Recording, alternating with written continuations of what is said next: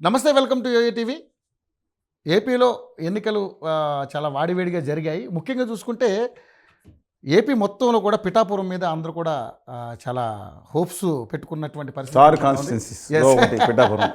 ఎందుకంటే పిఠాపురం ఈరోజు పిఠాపురం పేరు దేశవ్యాప్తంగా కూడా వినపడుతున్నటువంటి పరిస్థితి. ఎందుకంటే జనసేన నుంచి పవన్ కళ్యాణ్ గారు, అదేవిధంగా వైఎస్ఆర్సీపీ నుంచి వంగ గీత గారు స్థానిక ఎంపీ ఆవిడ నిలబడడం జరిగింది. సో వాళ్ళిద్దరి మధ్య పోటీ చాలా రసవత్తరంగా జరిగింది. పవన్ కళ్యాణ్ ఓడించడానికి వైసీపీ చాలా శతవిధాల ప్రయత్నం చేసినట్టుగా కూడా మన మీడియాలో వార్తలు చూసాము. ఈ డమ్మీ ఈవీఎంఎల్ని కావచ్చు, ఏదో రకరకాలైనటువంటి డబ్బు ప్రభావం కూడా ఎక్కువగా కనిపించిందని చెప్పి కూడా చాలా వార్తలు చూసాం. సో ఏంటి పిఠాపురం మీద ఇప్పుడు అక్కడ ఎవరి జెండా ఎగరబోతుంది అనే దాని మీద మనం ఈరోజు చర్చించబోతున్నాం. మనతో పాటు ఉన్నారు ప్రత్యేక హోదా విభజన హామీ సాధన సమితి ప్రెసిడెంట్ చలసాని శ్రీనివాస్ గారు. ఆయన అడిగి మరి పిఠాపురంలో ఏం జరగబోతుందని ఆయన మాటలో తెలుసుకుందాం. సార్ నమస్తే. ఏంటి సార్, పిఠాపురం ఏపీ మొత్తం ఒక రకంగా అంటే అంటే ఎన్నికల సరళిని మనం గమనించినట్టయితే పిఠాపురం చాలా స్పెషల్గా కనపడుతుంది. ఈరోజు చాలామంది మాట్లాడుతూ ఉన్నారు, కాకినాడ పక్కన పిఠాపురం ఉంటే పిఠాపురం పక్కన కాకినాడ ఉంది, ఇప్పుడు పిఠాపురం పక్కన కాకినాడ ఉందనే దృష్టికి తీసుకెళ్లారు. దేశవ్యాప్తంగా కూడా మంచి చర్చ జరిగింది. ఎందుకంటే ఈసారి పవన్ కళ్యాణ్ గతంలో చూస్తే 2 చోట్ల ఓడిపోయారు, భీమవరం అండ్ మన అనకాపల్లి. సో ఈసారి మరి గాజువాక ఈసారి మరి పిఠాపురంలో పవన్ కళ్యాణ్ గెలిచే అంశాలు ఎక్కువ కనపడుతున్నాయి. కొంతమంది 50,000 మెజార్టీ ఎక్కువ వస్తుందని చెప్పేసి మాట్లాడుతూ ఉన్నారు. వంగగీత గారు కూడా గెలుస్తారు, ఎందుకంటే నేను స్థానికంగా ఇక్కడే ఉంటాను, ఆయన సినిమా యాక్టర్, వస్తూ ఉంటాడు పోతూ ఉంటాడు తప్పితే ఇక్కడ ఉండడు అని చెప్పి వాళ్ళు కూడా చెప్పడం జరిగింది. సో ఏంటి సార్, ఏం జరగబోతుంది పిఠాపురంలో? స్టార్ కాన్స్టిట్యున్సీస్ డెఫినెట్గా అట్రాక్షన్. కళ్యాణ్ బాబు గారు ఈసారి రిస్క్ తీసుకోదలుచుకోలేదు. ఎక్కడ ఇచ్చేళ్ళగా ఉంటే కనుక ఆయన భీమవరం కానీ గాజువాక నుంచి కానీ పోటీ చేసిన గెలిచి ఉండేవారని నా అభిప్రాయం. ఓకే, ఎక్కడ తిరిగి అసలు రాజకీయ నాయకుడు ఎక్కడున్నాడు అక్కడే గెలిచే పరిస్థితి ఉండాలి. చంద్రబాబు నాయుడు గారు కూడా పరిస్థితి తీసుకోవాలి. ఆయన సేఫ్ కాన్స్టిట్యున్సీ అంటే ఆయన వర్గం లేకపోవచ్చు, 100 ఓట్లు లేకపోవచ్చు కానీ కుప్పం వెళ్ళిపోయారు. ఆయన పుట్టిన ప్లేస్ అని చంద్రగిరి నుంచి 1978లో నెగ్గారు.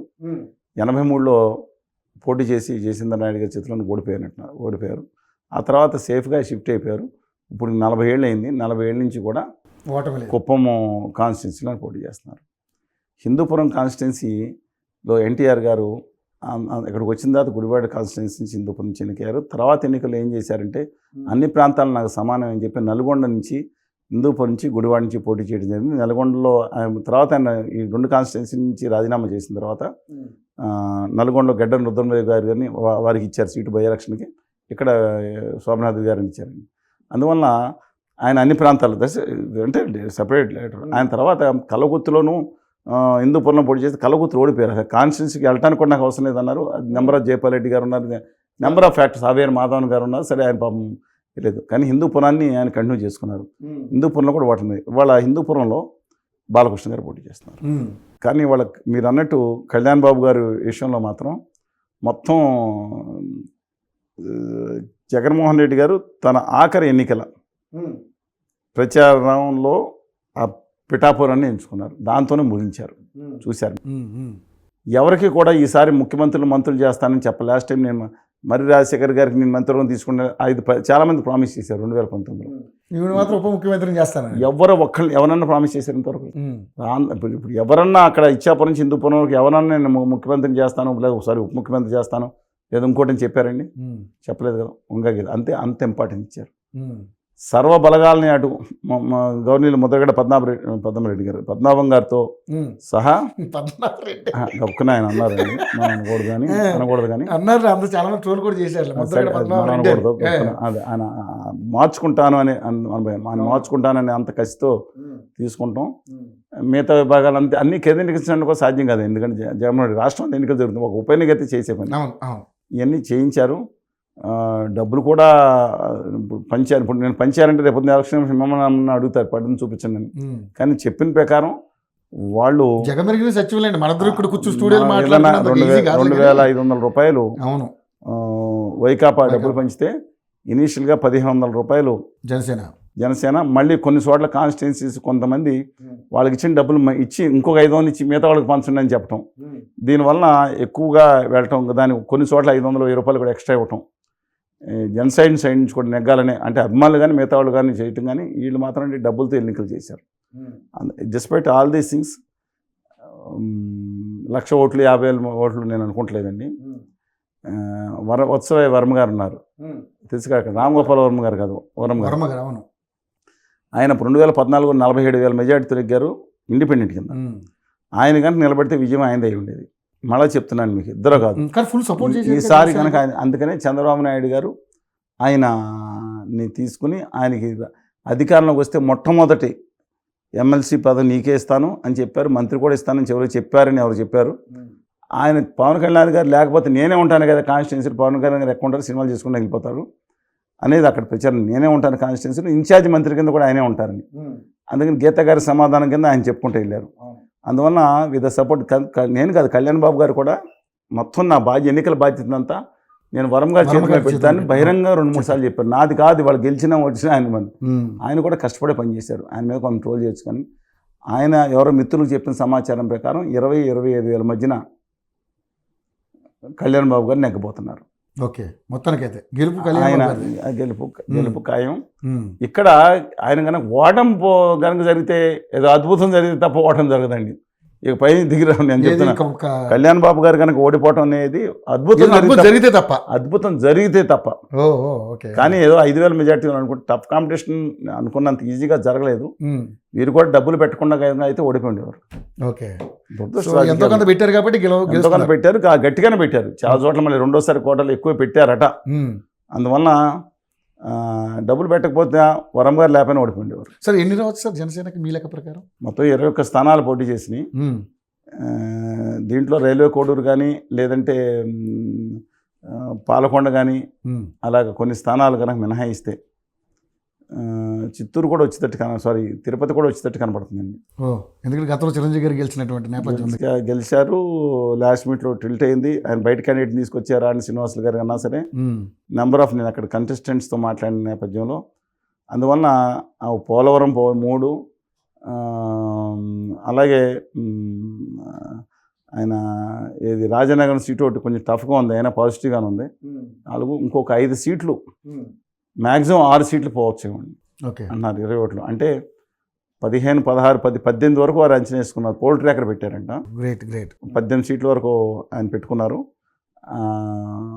లోయెస్ట్ 14-15 సీట్లు మించి ఎట్టి పరిస్థితి తగ్గవు అనుకుంటున్నాను. ఓకే, గతంలో అయితే ఒక దాంట్లో పరిమితం ఒకటి కూడా ఎత్తుకుపోయారు కదా, బొట్లో వేసుకుని ఎత్తుకుపోయారు. అందువల్ల ఈసారి మాత్రం 14-15 ఆయన కూడా వయసు నిర్ణయం అండి. అటు తెలుగుదేశానికి అంత లాభం, ఈయన కూడా పోటీ చేస్తే ఓడిపోయే పరిస్థితి తీసుకొచ్చేవారు అందరు కలిసి. ఆయన తగ్గారు అంటున్నా, తగ్గలేదండి. ఎక్కడ తగ్గాలో తెలిసిన ఈ విషయం. కానీ ఆంధ్రప్రదేశ్ హక్కులు ప్రత్యేక విభజన హామీల రాష్ట్రంలో మాత్రం ఆయన తీసుకున్న నిర్ణయాన్ని ఖచ్చితంగా వ్యతిరేకిస్తున్నాం. ఉత్తర భారతీయ జనతా పార్టీతో హక్కులు ఆత్మూలంగా తాకట్టు పెట్టినట్టే భావిస్తున్నాం. కానీ అదర్ దాన్ దట్ ఆయన విజ్ఞత. దీంట్లో పవన్ కళ్యాణ్ గారి పార్టీ ఎక్కువ ఉంటుందని మీరు అనుకుంటున్నారా? దేంట్లో ఏది బీజేపీని కూటమిలో నేను చెప్పలేదు. ఒకసారి వీడియో వేయండి వారందరికీ. నేను చంద్రబాబు నాయుడు గారికి బీజేపీకి ఉత్తర భారతీయ జనతా పార్టీకి 3 సార్లు మ్యారేజ్ అయింది. 1983లో కలిసి లేదండి. 85లో ఈయన తెలుగుదేశంలో చేరిన తర్వాత ప్రజాస్వామ్య పరిరక్షణ ఉద్యమం అని చెప్పి వాజ్పేయి గారు వచ్చి వీరితో కూర్చుని ఎన్టీ రామారావు గారు కలిసి రిజిస్ట్రేట్ చేసినప్పుడు చంద్రబాబు నాయుడు గారు కొంచెం చక్కని తిప్పారు. అప్పుడే కూర్చుని అప్పుడు అద్వానీ గారు ప్రెసిడెంట్గా ఉండగా అద్వానీ గారికి చంద్రబాబు నాయుడు గారికి అలయన్స్ కుదిర్చారు. మళ్ళీ దాన్ని విడాకులు కొట్టించారు చంద్రబాబు నాయుడు గారు. మళ్ళీ 98-99లో ఆయన వాజ్పేయి గారితో మ్యాచ్ అయింది. ఆ మ్యాచ్ అలయన్స్ అయిపోయిన తర్వాత మళ్ళీ 2004 వచ్చి దిక్కుమాలి పట్టింది కలవడం, కలిసేదేంటి అసలు నా జీవితంలో నమ్మకూడదు మైనట్ ల్యాండ్ అన్నారు. మళ్ళీ 2014లో మళ్ళీ మోడీ గారితో మ్యాచ్ అయిపోయింది, మ్యాచ్ సెటిల్ అయింది. ఆ తర్వాత అయిపోయింది 2018 ఫిబ్రవరి 7వ తారీఖున మళ్ళీ డైవర్స్ అయిపోయింది. ఈసారి మళ్ళీ వాళ్ళతోనే మళ్ళీ 4వ దానికోసం కళ్యాణ్ బాబు గారు చాలా స్పష్టంగా మరి ఎందుకనో ఎవరు ఆయన్ని చేశారో తెలియదు, వెళ్ళి ఢిల్లీలో కూర్చుని వాళ్ళ కాళ్ళ దగ్గర నేను కూర్చున్నాను, తలకాయ పెట్టాను, తీయలేదు నేను 10 నిమిషాలు, క్షమాపణ చెప్పి ఎందుకు చెప్పాలండి, నా తెలుగు బిడ్డ ఎందుకు చెప్పాలండి, దిక్కుమాల అడ్వైజర్స్ పక్కన ఉండటం వల్ల కదా, దేనికి చెప్పాలి క్షమాపణ, ఆయన తప్పు కళ్యాణ్ బాబు గారు చేసిన తప్పేంటి, ఆయన డిమాండ్ చేసింది ఏంటి, నాకు స్టీల్ ప్యాంట్ కోసం లేదా ప్రత్యేక హోదా మేము ఉద్యమం మొదలుపెట్టిన 2.5 సంవత్సరాల తర్వాత వచ్చారు, ఆమదీక్ష చేస్తున్నారు, పాచిపోయిన లడ్డు అన్నారు, ద్రోహం చేస్తుంది కేంద్ర ప్రభుత్వం అన్నారు. ఆ తర్వాత అంతకన్నా గట్టిగా ఉద్యమం చేసి మేము బంధులు పిలిపించాను, నేను అనేక బంధులు పిలిపించాను, అన్నీ చేశాను. చేసిన తర్వాత మేము ఎప్పుడు ఉద్యమం ఆపలేదు. ఆ తర్వాత ఒక ఢిల్లీ యాత్రలు చేసాం. ఇంత జరిగి ఇంకా మోసం చేసింది అది బీజేపీ ఆంధ్రప్రదేశ్కి నమ్మక ద్రోహం ఏమంచి చేసిందే. అలాంటి పార్టీతో పొత్తు కింద ప్రయత్నించారు విత్ డ్యూ రెస్పెక్ట్ మీరు అన్నట్టుగా నిజంగా- పర్సనల్ రెస్పెక్ట్ లేదు towards him. మీరు మీరు నిజంగా నేను చెప్పిన దాంట్లో తప్పు అయితే చెప్పలేదు. లేదు మీరు అన్న దాంట్లో 100% నేను మీతో ఏకీభవిస్తాను. నిజంగా అసలు బీజేపీతో పూర్తి అవసరం లేదు వీళ్ళకి, నాకు తెలిసి వీళ్ళకి ఇవాళ నిజంగా లేదు, వీళ్ళు మీరు అన్నట్టు 170 కాకపోతే నేనైతే 150 లేదండి, సమస్య లేదు. అవునా? అసలు ఎక్కడ ఉన్నాయండి ఆయనకు ఓట్ బ్యాంక్ ఎక్కడండి? ఇవాళ మోడీ గారు ఇంత దాని తర్వాత రిజర్వేషన్ తీసేస్తాన తర్వాత, అలాగే మణిపూర్లో జరిగిన తర్వాత 33% కమ్యూనిటీ అక్కడ కనీసం దాంట్లో 78% మారితే అసలు ఎక్కడ డిపాజిట్లు వస్తాయండి? డిపాజిట్ రావచ్చు కానీ ఏముంటుందండి అక్కడ? ఎవరు మిగులుతారండి? కానీ వీళ్ళే చెప్పుకోవడానికి రామ మందిర్ అని చెప్తున్నారు కాదు, రామ మందిరం ఉండేది అక్కడే తగ్గుతాయి ఓట్లు, అది కాదు ఇష్యూ. వాళ్ళ ఇష్యూ అది కాదు. వాళ్ళ పీస్ఫుల్ ఎలక్షన్ అంటే ఈ చెప్పే బదులు నిజంగా వీళ్ళకి 25కి 20 సీట్లు వచ్చుంటే ఆ కేంద్రంలో ఎవరు వచ్చినా సరే డిక్టేట్ చేసేవారే. వాళ్ళ లేదు, మనం ఎన్డీఏ మద్దతుతో వాళ్ళకి 250 వస్తే మనం కలుస్తాం, ఇంతకన్నా పవర్ఫుల్గా ఉండేది. దమ్ముగా వాళ్ళ మోచేతి నీళ్లు తాగుతా గెలుచుకోవాల్సిన వాళ్ళ భిక్షతో గెలిచామని చెప్పి 0.5% 20% సీట్లు ఇచ్చారు. అవును సార్, నిజంగా ఇద్దరికి ఎక్స్ట్రా ఇచ్చారండి. తెన్నేటి ప్రసాద్ గారిని ఎవరో తెలంగాణ బీజేపీ నేతకి బాపట్ల సీటు, బైరెడ్డి సభ్య గారని వారికి బీజేఎం నేత భారతీయ జనతా పార్టీ ఆకర్షణలో రాజీనామా చేశారు, తెలీదు. ఆ 2 సీట్లు 35% సీట్లు మీరు 0.5 లేని బీజేపీకి ఇండైరెక్ట్గా డైరెక్ట్గా ఇస్తారా? ఎక్కడ తెలుగు జాతి ఆత్మగౌరవాన్ని అహ్మదాబాద్లో తాకట్టు పెట్టినట్టు కాదా ఇది? సరే, మనం టాపిక్ డైవర్ట్ అవుతున్నాం. బట్ ఎప్పుడొకప్పుడు రియలైజ్ అవుతారు. నా తెలుగు బిడ్డలు మన జరిగిన అన్యాయానికి రియలైజ్ కావాలని కోరుకుంటున్నాను. నేనే వ్యక్తిగతంగా ఇంతవరకు గత 34 సంవత్సరాల నుంచి ఎవరిని వ్యక్తిగతంగా దూషించలేదు, అసభ్యంగా మాట్లాడలేదు, అనుచితంగా మాట్లాడలేదు. కానీ నా నిరసన తెలియజేసే హక్కు నాకు ఉంది. డెఫినెట్లీ సార్, డెఫినెట్లీ మీరు ఇప్పుడు ఈ విషయంలో మీరు మాట్లాడడం కరెక్టే, నేను కూడా అనుకుంటున్నాను. ఎందుకంటే నిజంగానే అసలు వీళ్ళు ఎందుకు ఆలోచించలేదు మనకే అసలు ఎవరు కాదండి. ఆ క్షమాపణలు చెప్పే బదులు విశాఖపట్నం స్టీల్ ప్లాంట్కి ఇంత 100 మంది 1000 మంది ప్రాణాలు పెంచారు, రక్తం చేసిన క్షతగాతులను సాధించుకున్నామే. దాని గురించి తలకి చేతులు పట్టుకున్నాను, ఒక చేయి పట్టుకున్నా. విభజన హామీల కోసం మా ఇన్సెంటివ్లు ఉండి మా పిల్లకాయలు లక్షల మంది బయటికి వెళ్ళిపోతున్నారు. మాకు ప్రపంచంలో ఏదైనా కష్టం, మాకు ఒక 10 ఏళ్ళు కాకపోయినా 7 ఏళ్ళన్నా ప్రత్యేక విభజన హామీలు మీరు రాయితీలు ఇవ్వండి అని చెప్పి ఒక చేయి పట్టుకుని ఇచ్చేవారే. అందుకని బాధపడుతున్నాను తప్పితే otherwise nothing. I hope definitely, నాకు నమ్మకం ఉంది వాళ్ళు రివైవ్ అవుతారు. ఉత్తర భారతీయ జనతా పార్టీ చేసిన నమ్మకాన్ని ఏది మోసాన్ని డెఫినెట్గా వ్యతిరేకించి తీరుతారు. నా తెలుగు జాతికి న్యాయం చేస్తారని భావిస్తున్నానండి. Thank you sir, thank you so much. చక్కటి విశ్లేషణ అందించారు, అన్ని రకాలుగా మాట్లాడుకున్నాం. మళ్ళీ ఫర్దర్ అప్డేట్స్ కోసం మళ్ళీ మిమ్మల్ని సంప్రదిస్తాం sir. Thank you sir, thank you so much.